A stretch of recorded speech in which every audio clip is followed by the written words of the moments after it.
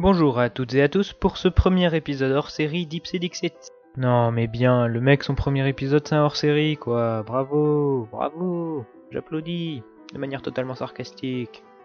Bon, je disais donc bienvenue à toutes et à tous pour ce premier épisode d'Ipsy Dixit consacré à la théogonie.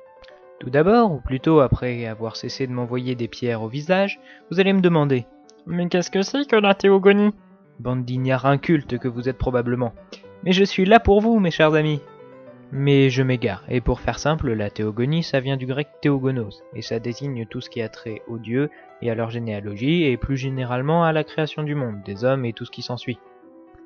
Alors c'est parti pour se farcir rien de moins que la création du monde. J'ai déjà mal à la tête. Pour cadrer un peu le contexte, on va utiliser la version d'Hésiode de la théogonie, exposée dans son ouvrage, le bien nommé La théogonie. Au début, il n'y avait rien, ou plutôt au début il n'y avait qu'une sorte de faille énorme, un genre de gros trou qu'on appelle le chaos primordial. Primordial, ça veut dire qu'il était là en premier, pour ceux qui ne savaient pas, dans le fond là, je vous vois. Le chaos, c'est plus un concept qu'un dieu à proprement parler, et c'est seulement après qu'on va voir apparaître deux divinités, qui seront les premiers dieux grecs, Gaïa, la terre, et Eros, l'amour. Ouais, l'amour est l'une des deux premières divinités existantes. À ce moment-là, Gaïa est une divinité sympa qui est un peu considérée comme la terre mère et nourricière, alors que par la suite on verra qu'elle va prendre un tournant un peu extrême. On voit par la suite apparaître différentes nouvelles entités qui sont enfantées soit par le chaos, soit par Gaïa, à savoir pour le chaos Erebos, les ténèbres, et pour Gaïa, Uranos, le ciel, et Pontos, la mer. Jusque-là, les divinités sont clairement des archétypes créés pour représenter le monde dans lequel vivent les hommes. Eros, qui jusqu'alors ne faisait pas grand-chose, fit une action qui eut un impact assez important. Il fit tomber Gaïa et Uranos, son propre fils donc, amoureux, et cela va créer un des plus gros bordels qu'on ait pu voir de mémoire d'homme. Ensemble, ils mettent au monde les titans qui sont 12, 6 de chaque sexe, mais Uranos, effrayé qu'un de ses enfants puisse prendre sa place en tant que king, les empêche de sortir du ventre de leur mère. Gaïa, elle trouve ça pas cool parce que, sans déconner, ça tire un peu sur les reins, 12 gamins de plusieurs centaines de kilos. Elle fomente alors un complot et réussit à monter son plus jeune fils, Chronos, le titan du temps, contre son père qui s'accroche trop au trône. Elle l'équipe d'une faucille qu'elle a fabriquée et il part avec la consigne de castrer son père. Avant d'être défait de ses bijoux de famille, Uranos jette une malédiction sur son fils et sa descendance.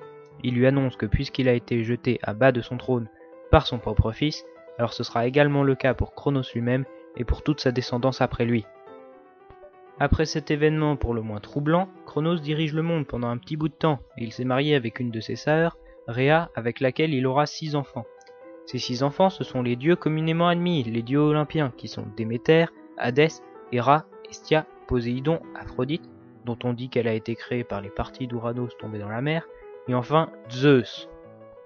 Mais, suite à l'avertissement de son père, Chronos prend ses précautions pour rester en place le plus longtemps possible, et avale ses enfants un à un.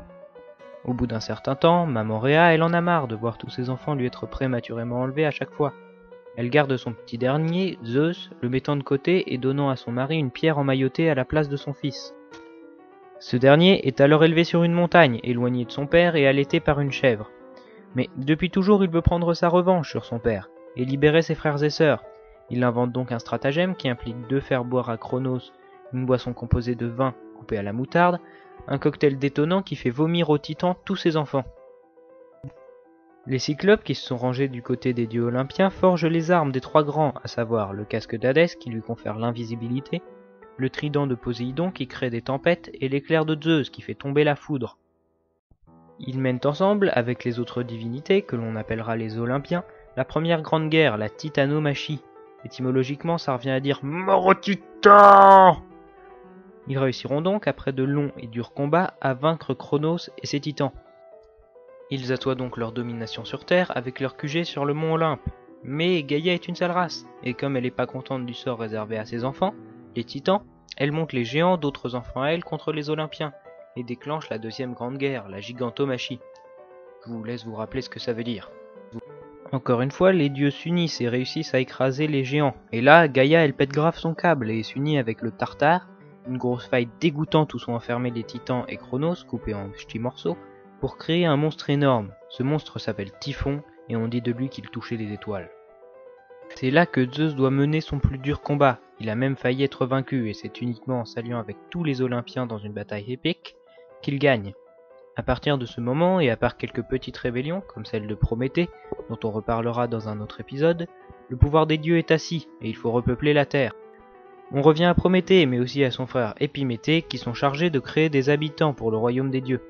Épiméthée, lui, fuse de partout, et il invente plein d'animaux en leur donnant chacun une capacité ultra cool, genre l'agilité, être rusé, tout ça. Mais Prométhée, lui, ne sait pas trop quoi faire et se demande comment il doit créer l'homme pour qu'il survive dans ce monde où tout le monde est trop badass. Il modèle donc les hommes avec de l'argile et leur donne le feu sacré pour pouvoir survivre, feu qui appartient aux dieux. Quoi, j'ai dit que j'en parlerai ailleurs. Ah bon? Ah merde. Bon bah alors la suite. Maintenant que les hommes sont créés, que les dieux se sont partagés les tâches... Comment ça, j'en ai pas parlé? Vous faites chier. Vous êtes qui d'ailleurs? Bon, je m'y mets alors. Donc les trois grands se partagent la terre, avec Hadès qui régnera sur le monde souterrain, Poséidon, maître des mers et des océans, et Zeus, dieu des dieux, des hommes et du ciel. Ensuite Déméter, déesse des moissons, Hestia, déesse du foyer, Héra, déesse de la fertilité et reine des dieux, Aphrodite, déesse de l'amour et de la beauté, mais aussi Athéna, fille de Zeus, déesse de la sagesse et de la stratégie, Arès, dieu de la guerre, Héphaïstos, dieu des forgerons, Artémis et son frère Apollon, respectivement déesse de la chasse et de la lune, et dieu des arts et du soleil. Et voilà, le panthéon est au complet, les hommes sont créés et ils vivent heureux, prêts à inventer encore plus de mythes et autres affabulations du style. Mais ça, ce sera pour une prochaine fois.